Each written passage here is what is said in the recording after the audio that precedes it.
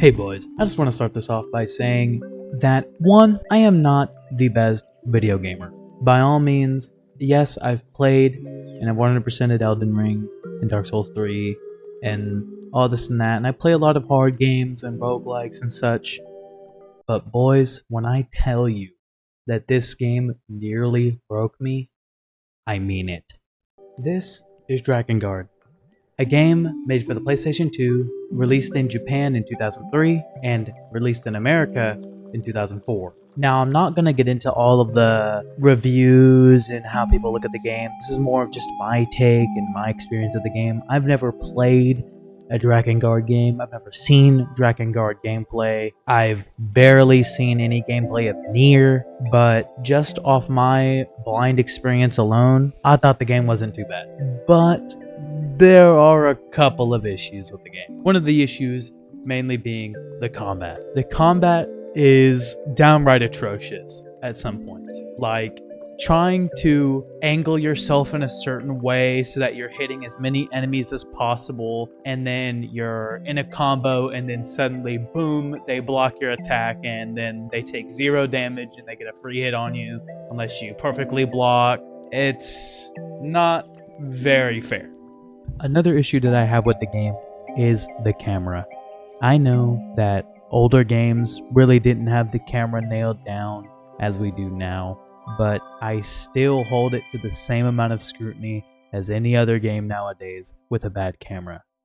But with all that being said, I think it's about time we start the game. It is an ancient time, Oh, here, this and might fuck it up, dragons still actually. roam upon the earth. 2 great powers, the Union and the Empire, wage fierce war for the control of a goddess who protects the harmony of the world. In only a short time, the Empire has become powerful beyond reckoning, and now it turns to attack the castle where the Union safeguards the goddess. The world teeters on the brink of chaos. Its fate now lies in the hands of one man.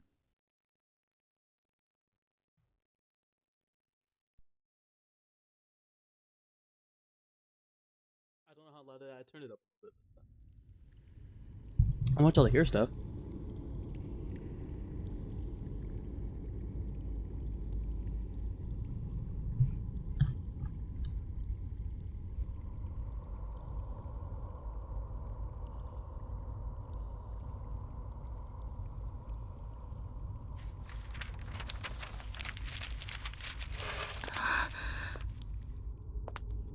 It begins.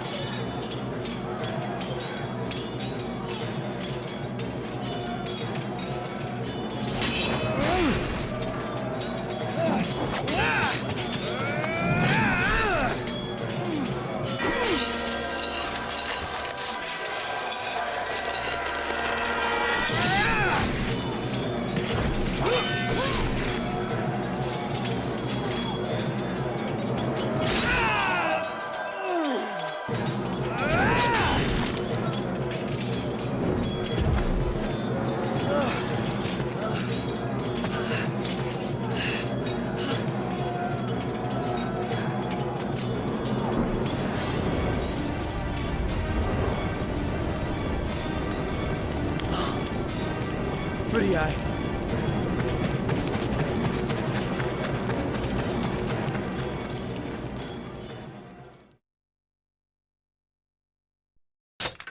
Some of the starts of these levels can be a bit of a wall of text, so I'm going to try to give a detailed analysis while also keeping it kind of short. So with that in mind, the start of this level, basically, Kaim's only sister is in a castle that's being attacked, and with revenge in his heart, he swoops in. Oh shit. This game is already Lord better Kaim, than... the Empire has surrounded the castle! Oh shit. Oh, that's a lot of people. Oh boy, if only I knew at the time just how many people this game was gonna throw at me. So basically, to sum up, about 100% of this game's gameplay on ground combat is you look on the map, look for the yellow circles, and you kill the target. Anyways, as we progress through the level, with the mix of regular gray armored knights are the targeted ones, who wear all black armor and are not really all that impressive. They have a sword and shield, sometimes they block, sometimes they don't. Another new enemy is horseback riders. We see them in this level, a few times in other levels, and you never really see them again, at least in my playthrough. And at the very end, the last new enemy we encounter are big knights with tower shields and big greatswords. And then, oh, that's the end of the level. Okay. I'm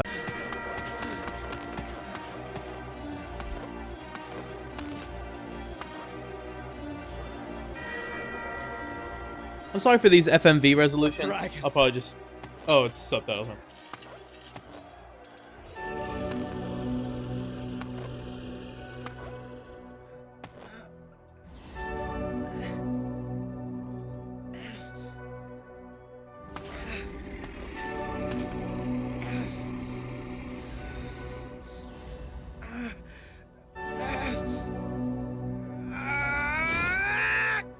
Kill me if you desire, but you can never dirty my soul, wretched human. Tell me, do you still want to live, dragon? What? A pact! There's no other way! What makes you worthy of a pact with me? Worthy or not, I wish to live. Despise me if you will, but I shall not die! Your answer! A pact or death! Chapter 1 verse 4 starts where the last level ended. Something that is revealed is the more specific cause of Kaim's parents' death. It was by dragon. What confuses me though is that in the last level, it was stated that the Empire had killed Kaim's parents. So, does that mean that dragons have a link to the Empire? Or that specific dragon has a link to the Empire? I don't know. Regardless, after killing so many enemies, we are told to return back to the dragon, which ends the mission.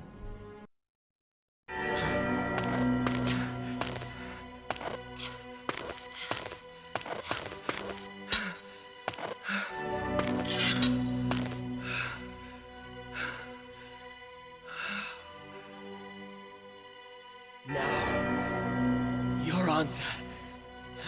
A pact or death? We are united by our need to live.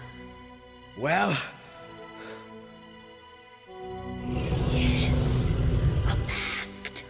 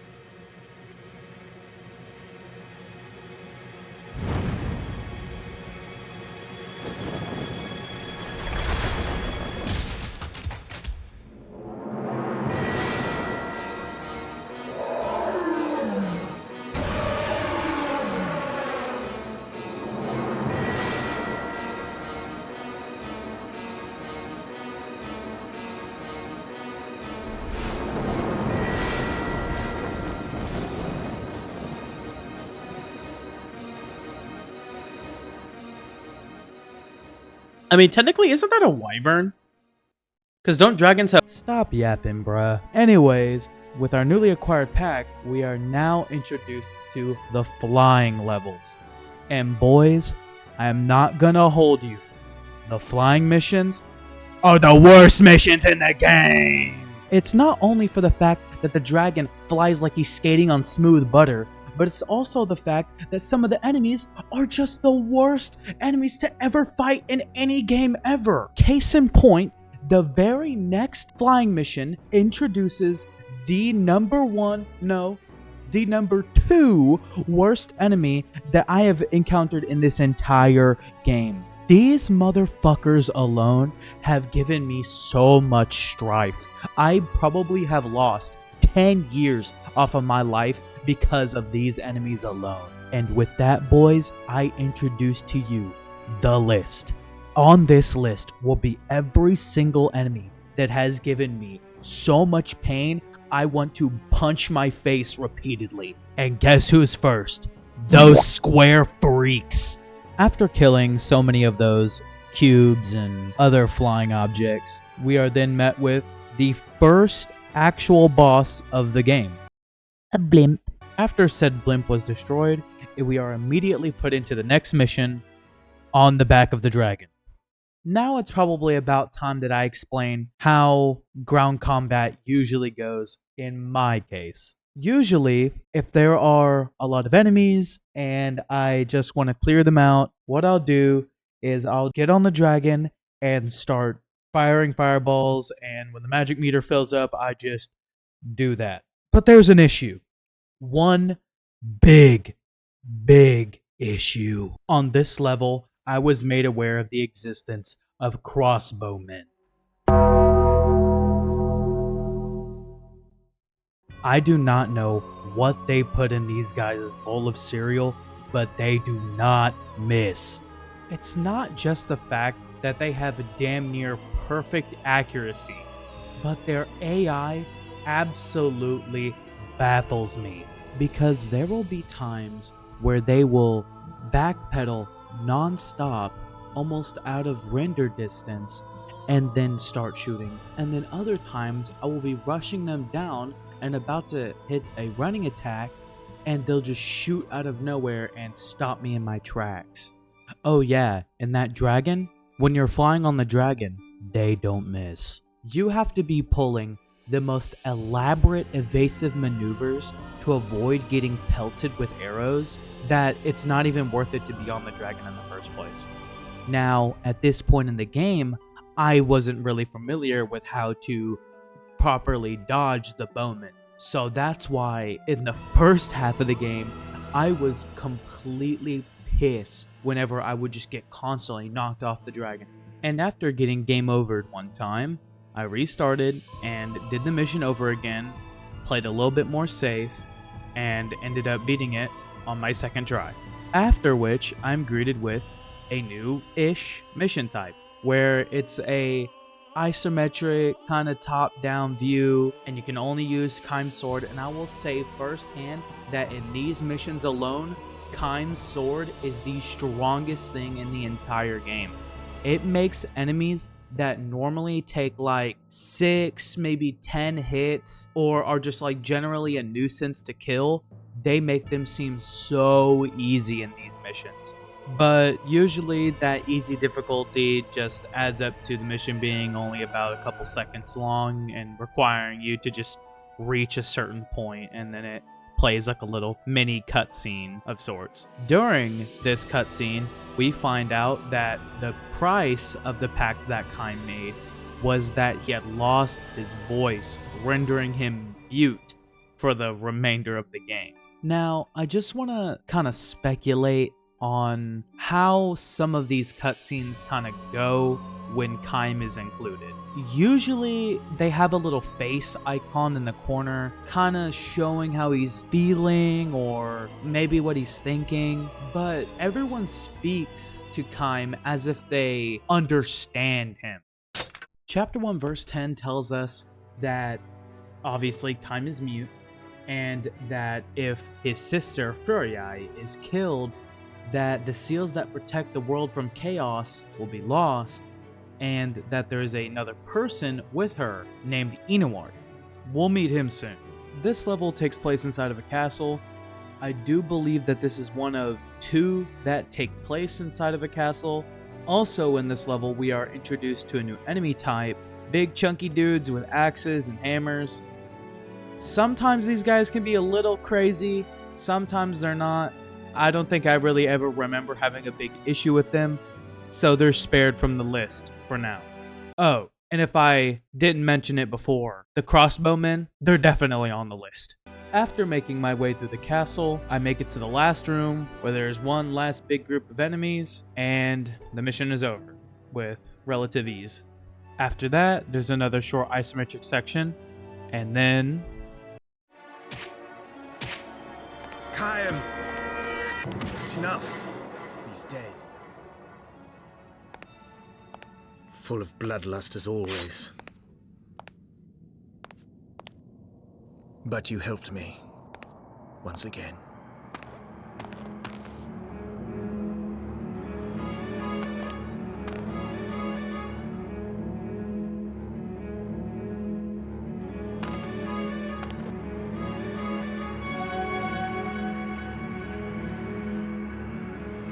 Chaim, you cannot speak.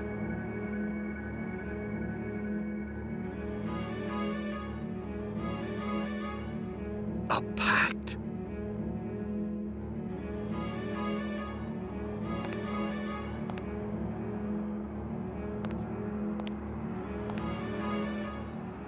The castle is no longer safe. I thought I would take Furii to the elf village. Since the elves are bound to eternal neutrality, their village would be a safe haven from the Empire. While it may be dangerous to take the goddess from the castle, what else is there to do? Furii is the goddess that protects the sacred seal. But before that, she was my betrothed. I will protect her. And what about you, Chaim? You once called Furii your sister.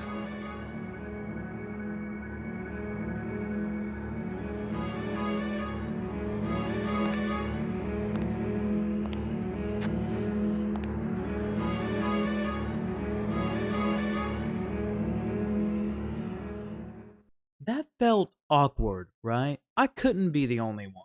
Like, it's one thing that Chaim is mute, but Furii couldn't say anything, and Inoward feels really weird, right?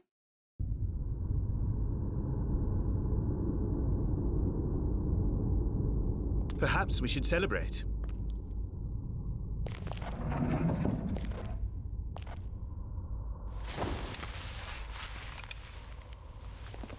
The usual song?